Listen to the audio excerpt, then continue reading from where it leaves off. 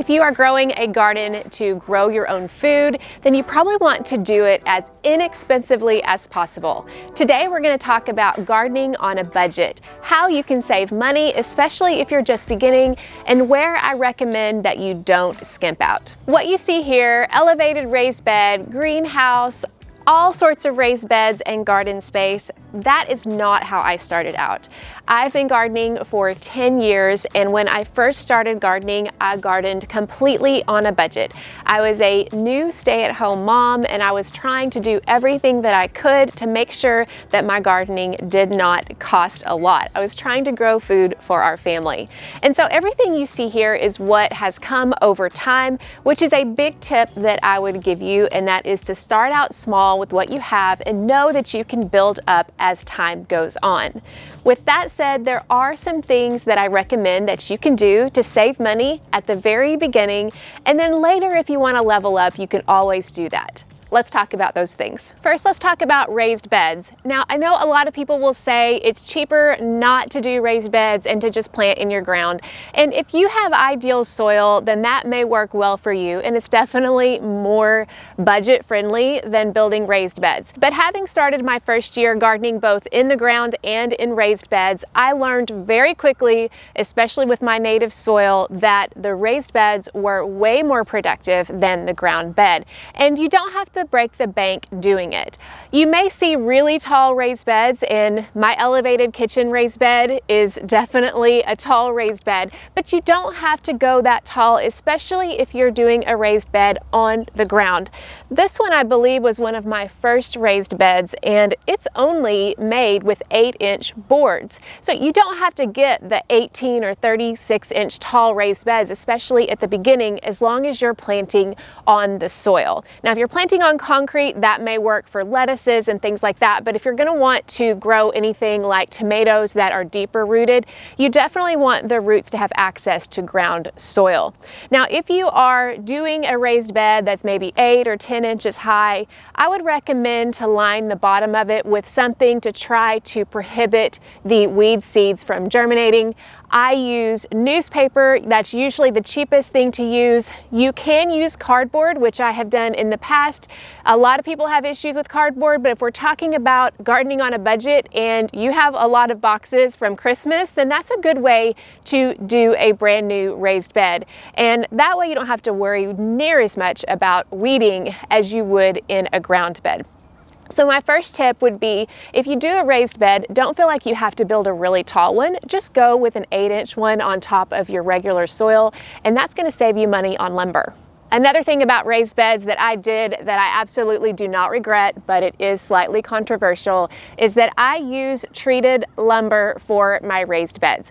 I've done research on it and I feel comfortable with it. Now, I'm using treated lumber from after 2003. That's when they changed the process for how treated lumber gets manufactured. And in my opinion, when I compared the two, doing treated lumber from my local Lowe's or my local lumber supply store, when I compared the price between that and untreated woods like cedar or other things like that, the price difference was astronomical.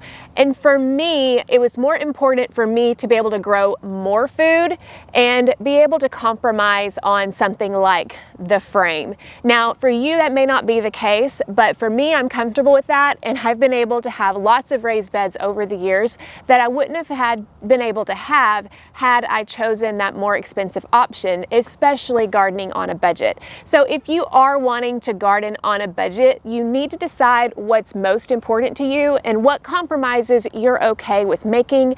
I'm an organic gardener in every other sense of the word, but treated lumber is an area that I'm okay compromising with so that I can get more food in the space that I have. Another thing that you can do with raised beds is you can get thrifty. This bed was actually built several years ago using fencing that my brother-in-law took out of his property. And this again was made from wood after 2003, so I knew that it was the type of treated wood I was okay with. And while it was thin and it wasn't the best quality, and obviously I've had to replace some of the wood here, the front part I ended up replacing a couple of years ago, this wood actually lasted me for several years. So it bought me some time to be able to have some fantastic raised beds using wood that I didn't have to pay for at all, just because someone was getting rid of a fence. So you can often find places like that to be able to rescue some wood that doesn't have any other purpose, and you can use that in your raised bed. Just make sure to know the source and make sure you have an idea when it was manufactured, and choose the treated lumber that was made after 2003. Now, you don't have to do raised beds with a frame, but maybe you want the benefits that raised beds can provide. You might want to consider something like raised rows. This is something I've actually never done, but I've always wanted to do. And what you do is you get the soil that you would otherwise fill your raised bed with, and then you just pile it on your garden rows in your ground bed, and you treat it like a raised bed, but without the frame. A lot of people do this successfully, especially if they have a large area, and it works great. The only thing that I would recommend is that you plan to pile this soil about 6 inches high. That is going to make sure that you have high quality soil where most of the roots are going to be. Now, to do that too, I would also recommend that you lay a barrier down before you do that. When I've done this in the past with my ground beds, I've used newspaper. Now, don't get the glossy newspaper. Make sure it's just the newsprint that is not the glossy paper. And you just lay that down a couple of layers thick, and that usually provides a good enough barrier so that the weed seeds are not going to germinate, and then you can get your plants established in the soil and compost that you choose to put in your raised rows. This is a great idea, especially if you don't want to spend the money on the frame and you don't want to till your soil, but you could also do this and do a one-time tilling if you want to do it. I would probably prefer just going from the ground up without tilling, but that's definitely a choice that's up to you. If you're talking about gardening on a budget, renting or buying a tiller usually doesn't fit into that. So if you can find some newspaper and just build your soil up, that's a great way to save money on a first-time garden. And finally, on raised beds, don't feel like you have to do it all in one year. Every year for the past 10 years, I have added 1 or more raised beds each year. Now I think I'm over 20, but you don't have to do it all at once. And then once you get to a point where you're ready to invest a little bit more, you can do something like this Birdie's raised bed. It's an investment, but it's one that I know is going to last even longer than perhaps my treated lumber raised beds. And so don't feel like you have to do it all in one season. Think about the future and know that you can add on little by little. Be okay with just doing a little bit more each year. If you're wanting to garden in containers, you probably want to get pots for as cheap as you can, and I know that garden containers can get expensive. My recommendation is grow bags. I've actually had really good success with all of the grow bags, whether they were name brand or just ones that I got from Amazon, and they're actually not that expensive depending on what kind of sale you get. A lot of times they go on sale in the wintertime or around Black Friday. You can get them for just a few bucks a piece, which is not bad, and they last me season after season. In my experience, plants with grow bags have grown better than the ones in plastic pots. I don't know why, they just do so much better. I think partly is because they have better drainage. Just keep in mind what size that you want.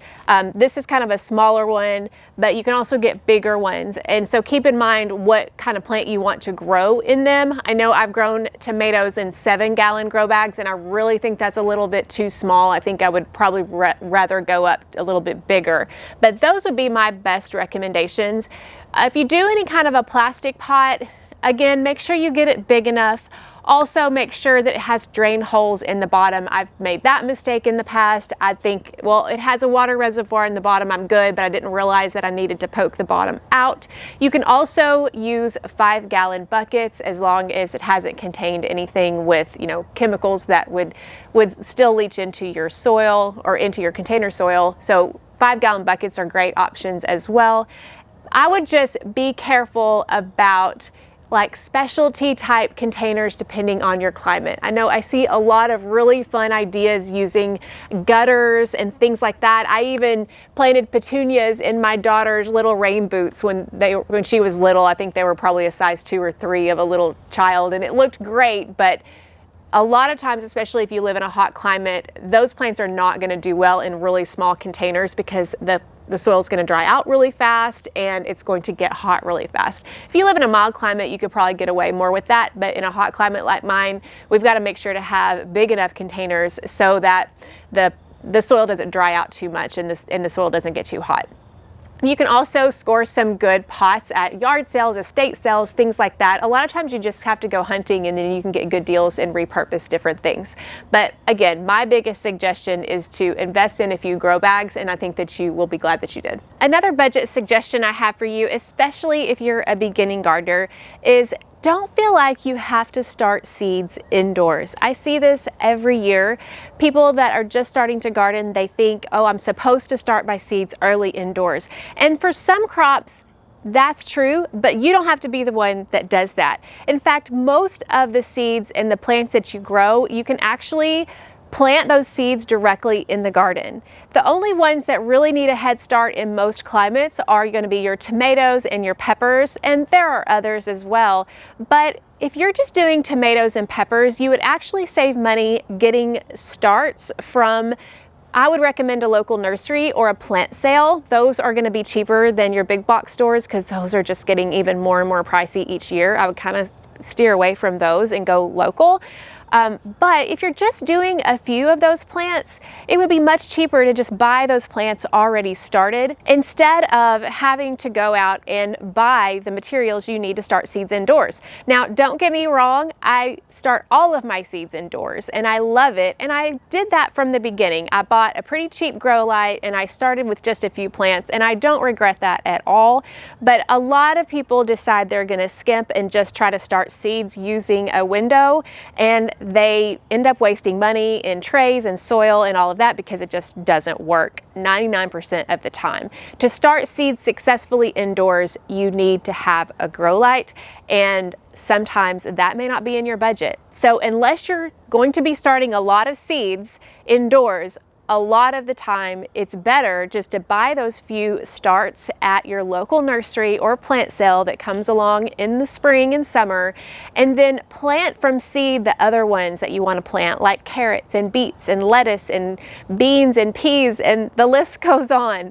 I actually have a mini course called Before You Sow that kind of spells out which crops are best direct seeded in the garden and which ones are best started indoors, and it helps you understand whether you're ready for that. So if you're interested in that, we'll put a link in the show notes. But I think budget-wise, I would say unless you're going to be starting a lot of seeds indoors where buying a grow light is economical, then I would say, especially if it's your first year, just buy a few starts from the local plant sale or your local nursery, and then learn how to grow well, and then level up to indoor seed starting later. I love indoor seed starting, but it may not be right for everyone, especially if you're a beginner and especially if you're on a budget. Finally, I promised you that there is one area that I do not recommend you cut corners on when it comes to gardening on a budget, and that is your soil. I know that soil can be probably the most expensive thing in your garden, but there's a reason for that. High quality soil is going to give you so much more as far as production and health and long-term benefit in your garden. I have tried to cut every corner that I could think of trying to skimp on this process, especially because my native soil wasn't great and because I was trying to save money filling raised beds because that can get expensive, but I will regret it. Every time I bought cheap soil, I definitely paid for it in other ways, for sure. So if you have a garden budget, I would recommend you spend as much as you can afford on high quality soil. Now, if you are growing in raised beds or if you're going to be growing in those raised rows, my favorite combination is to buy in bulk. Buy a combination, usually it's topsoil, usually comes in 1 cubic yard, and then compost comes in 1 cubic yard, and then I mix both of those. Now, some nurseries are going to have a blend of all of it.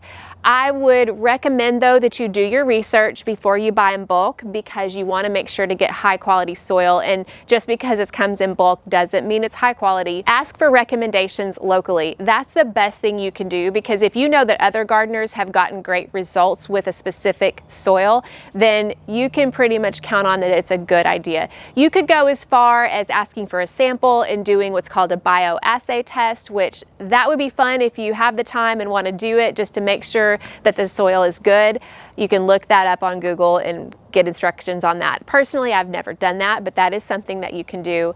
But all in all, don't skimp on soil. I've not really found bag soil in general to be great, although your source may be different than mine.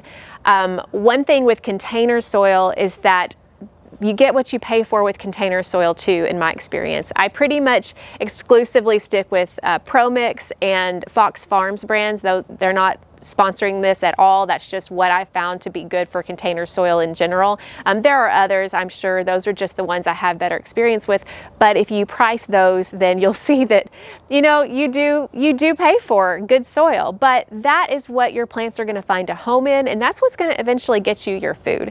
So if you have to grow a smaller garden so that you can afford good soil, I would recommend doing that. Because if you skimp and try to get this big garden with not great soil, you're not going to get as much harvest, and it's going to be disappointing and a lot of work for not a whole lot of result. I've been there, and I can tell you that from experience. And of course, the sun decided to come out, but hopefully these tips have been great for you to be able to get some ideas on how to garden on a budget, where it's possible to be able to cut some corners and where maybe you should not cut corners. And hopefully you can get started with your garden on as tight of a budget as you have and get to growing your own food. Don't forget, gardening is a process. Just because you can't do it this year doesn't mean you can't do it in the future. Do what you can do, learn how to grow, and enjoy the process. If you like this video and you want more, make sure to like and subscribe to get more in your YouTube feed. And if you want even more, consider subscribing to my Patreon page, where I give an extra 2 videos per month that will help you grow in your garden. Thank you for watching, and I'll see you on the next video.